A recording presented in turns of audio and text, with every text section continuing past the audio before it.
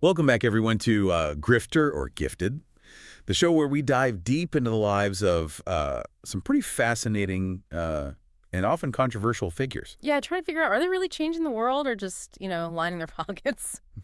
And today, we're tackling Jack Abramoff, Oh, a Abramoff. name synonymous with, well, lobbying scandals, right? Yeah, he's definitely a poster child for how things can go wrong in Washington.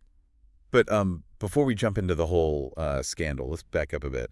Who was Jack Abramoff before he became infamous, you know? So, before the scandal, Abramoff was actually seen as a pretty successful lobbyist. Really? Yeah. What kind of background did he come from? Well, he was actually the college Republican national chairman, Yeah. so you can see politics was in his blood from early on. Okay, so clearly ambitious. Very ambitious Sure. and connected.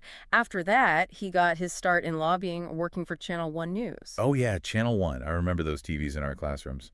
Exactly. They broadcasted news programs directly into schools, so it was a pretty big deal at the time. And from there, he goes to representing Native American tribes with gambling interests.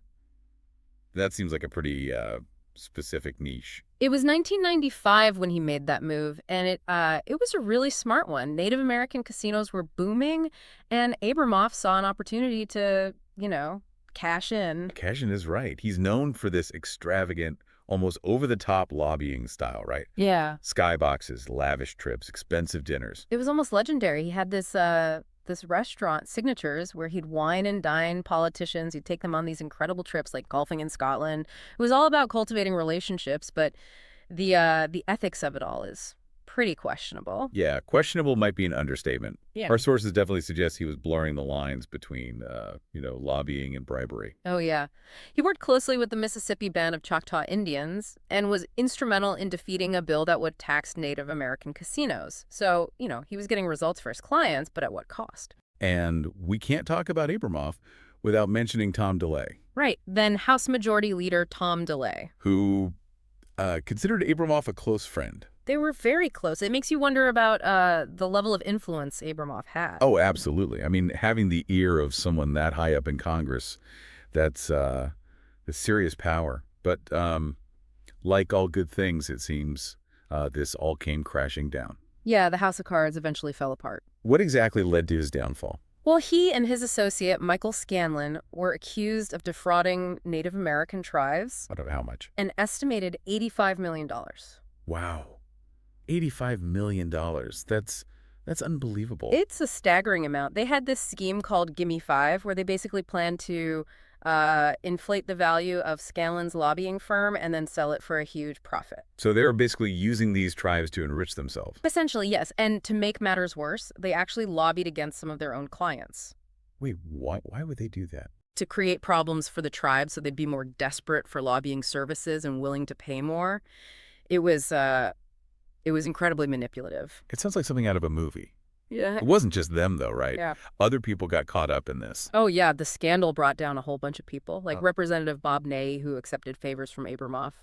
He ended up pleading guilty to corruption charges. And wasn't the Deputy Secretary of the Interior involved, too? Yeah, J. Stephen Griles, he tried to obstruct the Senate investigation into Abramoff and ended up convicted as well. And even the president of the Council of Republicans for Environmental Advocacy, Natalia Federici. Right. She was the go-between for Abramoff and Griles, and she was also convicted. It's almost like a domino effect, one person after another.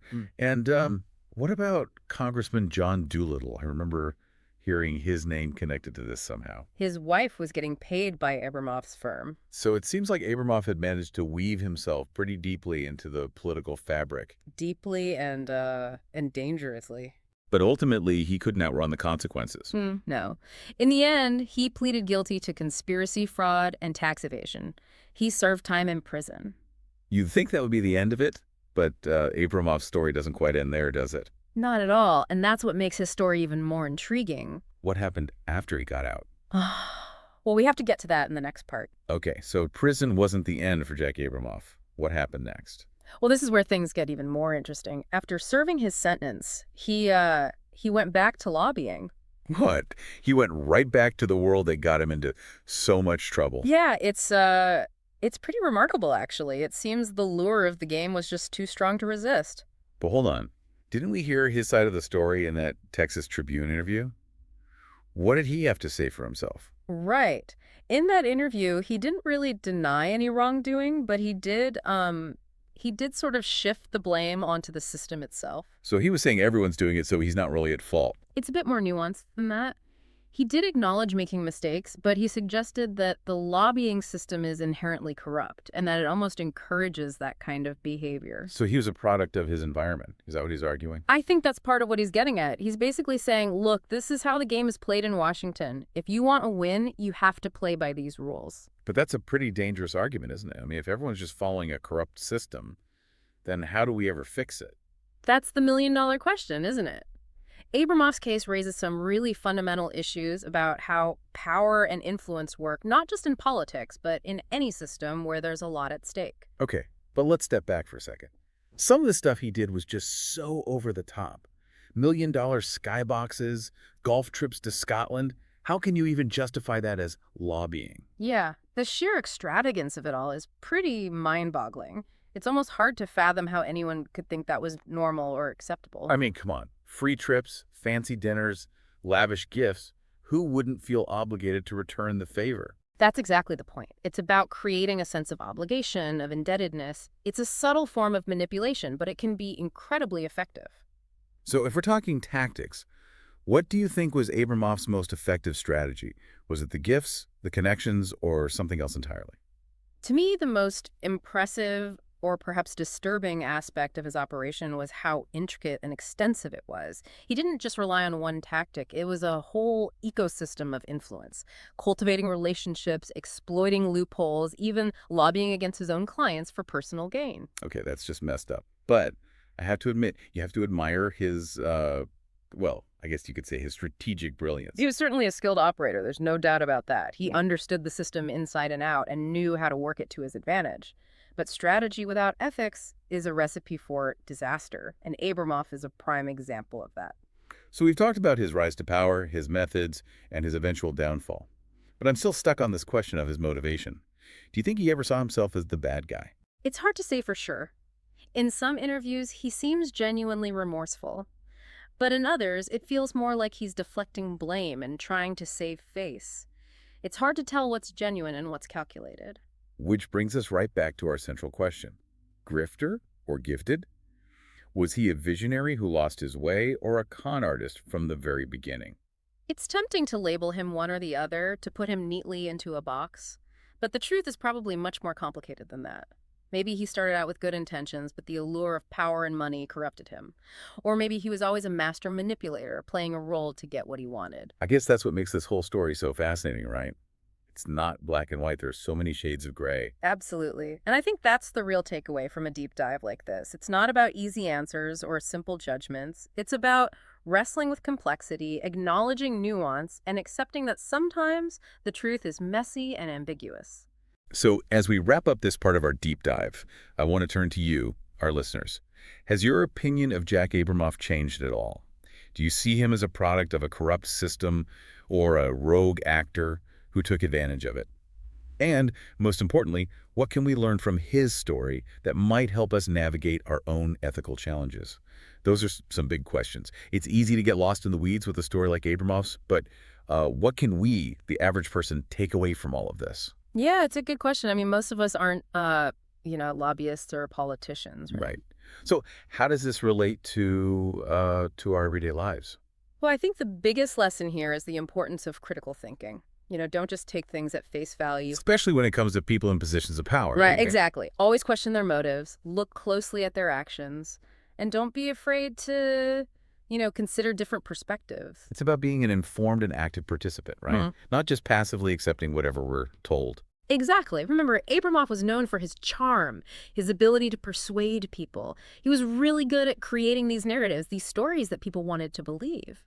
But underneath it all, there was a very calculated, a very strategic approach. So how do we protect ourselves from being manipulated, Yeah. from falling for those kinds of tactics? One thing to watch out for is inconsistencies. If someone's words don't match their actions, that's a huge red flag. Makes sense. What else? Be wary of anyone who promises simple solutions to complex problems. Oh, yeah. Like, I can solve all your problems with this one weird trick. Exactly. If it sounds too good to be true, it probably is. That's good advice. And I think it's especially important today, with all the information overload we face. It's so easy to just get caught up in the hype without really digging deeper. Right. And that brings us to another important point, which is being aware of our own Oh, biases. yeah, we all have them, don't we? We do. And they can make us more vulnerable to manipulation because we tend to gravitate towards information that confirms our existing beliefs, even if it's not accurate. It's like that saying, see what you want to see, hear what you want to hear. Exactly. So it's crucial to take a step back, question your own assumptions, and be open to other viewpoints. It's a constant process, isn't it? Trying to stay objective, to see things clearly. It is. But it's worth the effort because ultimately knowledge is power. The more you know, the harder it is to be fooled. So our deep dive into Jack Abramoff has taken us on quite a journey. We've seen how ambition, power, and greed can corrupt even the brightest minds. And we've seen the devastating consequences that can follow. It's definitely a cautionary tale, but it's also a reminder that we all have a role to play in holding people accountable and demanding transparency and ethical behavior from our leaders. And in making ethical choices ourselves, right? Absolutely. Whether we're talking about politics, business, or our personal lives, ethics matter. Well said. Now, before we wrap up, is there anything else that's been on your mind throughout this deep dive? Any lingering questions or thoughts you want to share with our listeners? Yeah, actually, there is one thing. It wasn't directly addressed in our sources, but it's something I keep coming back to. Imagine if Abramoff, with all his talent, all his political savvy, had chosen a different path. Okay, I'm listening. What if he had used his skills and his connections to fight for positive change, to make the system fairer, more transparent, more accountable? Could he have been a force for good instead of, instead of what he became? That's an interesting thought. It really makes you think about the choices we make and the impact those choices have, not just on ourselves, but on the world around us. Exactly. And it reminds us that even when we make mistakes, even when we fall short, we can always choose to change course, to make amends, to leave a positive legacy. And that, listeners, is the message we want to leave you with today. We all have the potential for both good and bad. It's our choices that define who we are and what we leave behind. Thanks for joining us on this deep dive. We'll see you next time.